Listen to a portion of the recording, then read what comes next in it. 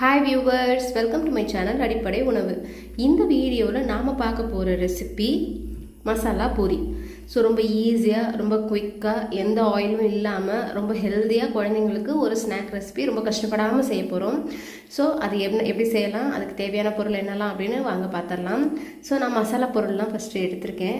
என்னென்ன எடுத்திருக்கேன் அப்படின்னா, கொஞ்சம் சிக்கன் பவுடர் எடுத்திருக்கேன், கொஞ்சம் மிளகாய் தூள், மஞ்சள் தூள், உப்பு எடுத்திருக்கேன், ஒரு ஆனியன் ஃபைன் சாப் பண்ணி எடுத்திருக்கேன், கொஞ்சம் மாங்காய் கட் பண்ணி எடுத்திருக்கேன், ஒரு லெமன் எடுத்திருக்கேன், ஒரு தக்காளி ஃபைன் சாப் பண்ணி எடுத்திருக்கேன், ஒரு கப் பொரி எடுத்திருக்கேன்.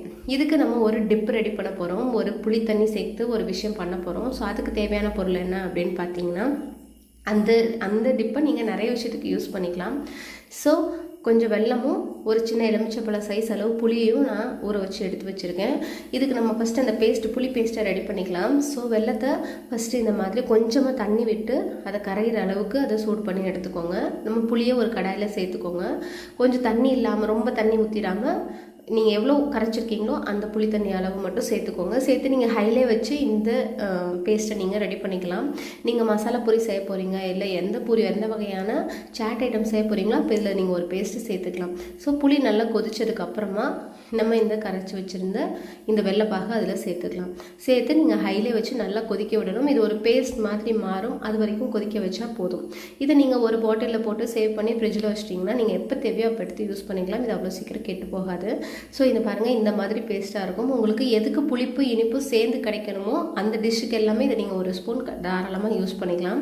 அவ்வளோதான். ஸோ இது ரெடி ஆகிடுச்சு. இப்போ நம்ம மசாலா பொரி ரெடி பண்ண ஸ்டார்ட் பண்ணலாம். ஸோ கொஞ்சமாக பொரி எடுத்துகிட்டு அதில் கொஞ்சம் ஆனியன் ஃபைனாக சாப் பண்ணிக்கோங்க. அப்போ தான் சாப்பிட்றதுக்கு நல்லாயிருக்கும், பெருசாக தான் நல்லா இருக்காது. ஸோ ஒரு டொமேட்டோ அதையும் போட்டுட்டு, நான் ஹாஃப் லெமன் புழிஞ்சிருக்கேன்.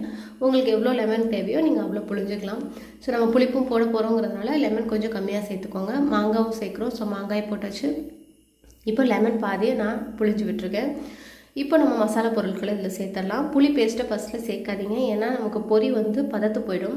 ஸோ அதுக்காக புளி பேஸ்ட்டு நீங்கள் எல்லாத்தையும் ரெடி பண்ணதுக்கப்புறமா கடைசியாக புளி பேஸ்ட்டு போட்டு ஒரு கிளறி நீங்கள் பவுலில் சர்வ் பண்ண ஆரம்பிச்சிடலாம். ஸோ இதை ஃபஸ்ட்டு கிளறிக்கோங்க. பொரி இதுக்கு கிறிஸ்பியாக இருந்ததுனா தான் டேஸ்ட் நல்லாயிருக்கும்.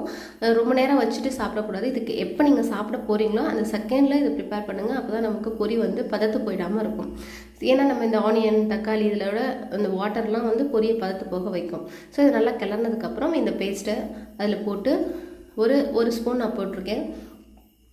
எனக்கு கரண்டி, நான் இந்த ஏந்தல் கரண்டினால 2-3 டைம் எடுத்து போகிறேன். ஆக்சுவலி நான் ஒரு ஸ்பூன் யூஸ் பண்ணியிருக்கேன். போட்டுட்டு இதை நல்லா கிளறி விடுங்க. கிளறி விட்டு ஒரு பவுலில் வச்சு ஒரு ஸ்பூன் போட்டு கொடுத்தீங்கன்னா குழந்தைங்களுக்கு ரொம்ப ரொம்ப ஹெல்த்தியாக, எந்த வகையான ஆயில் ஐட்டம், நமக்கும் எந்த வகையான சிரமமும் இல்லாமல் நம்ம இந்த டிஷ்ஷை ரெடி பண்ணிட்டோம். ஸோ ரொம்ப சூப்பராக, பார்க்குறதுக்கே நல்லாயிருக்கு. கொத்தமல்லி தழை இருந்ததுன்னா நீங்கள் அதை கொஞ்சம் பொடியாக கட் பண்ணி அதில் சேர்த்துக்கலாம். ஸோ ரொம்ப ரொம்ப சூப்பராக, ரொம்ப ஹெல்த்தியாக ஒரு விஷயம் பார்த்தாச்சு. மீண்டும் அடுத்த வீடியோவில் சந்திக்கலாம்.